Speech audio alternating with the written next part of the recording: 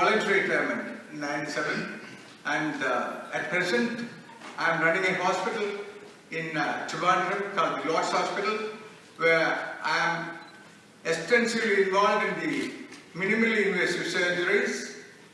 And minimally invasive surgery, when I say it's laparoscopic surgery, and also I do a lot of bariatric surgery, that's obesity surgery, laparoscopically, and that's the need of the day, and I'll be elaborating on this in my talk later on.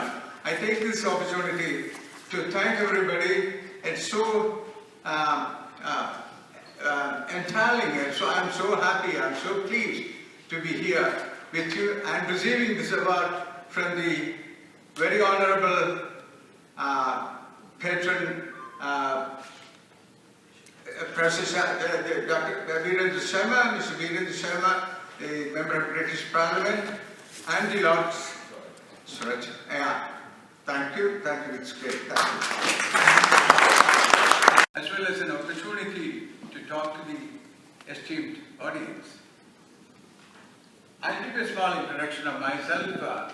I was a professor in the Medical College, service in Kerala, government service, for public sector, and took voluntary retirement in '97.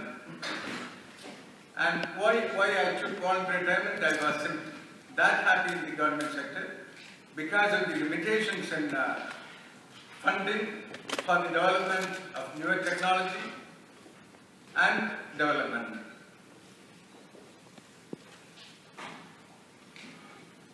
One day I decided to quit the service and started my own hospital venture. That was in 2000. I wanted to explore the new avenues and opportunities in surgery ahead. Surgery is not just science alone, it's a blend of art and science. In India, the public sector services are not standardized in many areas. It's a big handicap. Presently, I am the chairman and the chief surgeon doing the most advanced laparoscopic surgeries and minimally invasive surgeries, the obesity surgery laparoscopically, and many other advanced surgeries with advanced technology. Imparting training to many surgeons from different parts of India. They come for training every 3 months. Few surgeons come from different parts of India for various training in minimally invasive surgery. When I say minimally invasive surgery, it's not the traditional surgery, not the conventional surgery. It is without much discomfort to the patient. Minimum incision, minimum pain, etc. That is also minimally invasive surgery.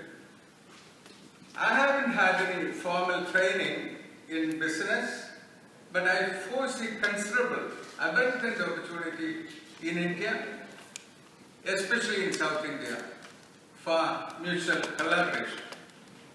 The avenues for collaboration, I wouldn't take much of time, it's very specific. Avenues for collaboration are, there is an increasing demand for preventive health care. As we all know, the lifestyle-related diseases like diabetes, hypertension, hyperlipidemia, finally leading on to cardiovascular problems and serious risks leading to death. So this needs to be controlled. How will you control this? We have to have lifestyle control clinics, health clubs, and health food cafe, etc. That's very useful. The insurance penetration in private sector as well as government sponsored insurance is on the increase now, but only 25%, all the insurance put together, only less than 25% of the population enjoy the benefits of insurance.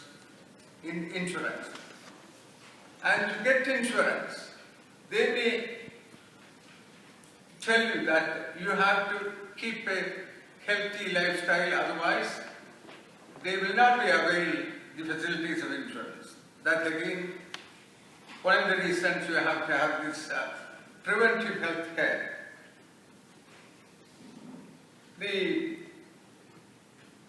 is estimated that the government expenditure in 2014 is going to be less than 1.5% of the GDP. In that scenario, there is a great opportunity for private and foreign investment in developing healthcare infrastructure. Another area is single specialty hospitals rather than multi-specialty. It's easier to manage, the infrastructure could be less, easily managed and operated, the staffing is less, less equipment. That's one area we can collaborate. Single specialty hospitals. Another important area is obesity surgery centers. Obesity surgery is the need of the day. It's one of the killer diseases. It is probably deadlier than terrorism. And we have more than 70 million people suffering from obesity in India. Obesity is on the increase. The highest in Punjab, and Kerala stands second. So we need to have specialized, trained surgeons to operate on these patients. This is a very serious problem for any country for that matter.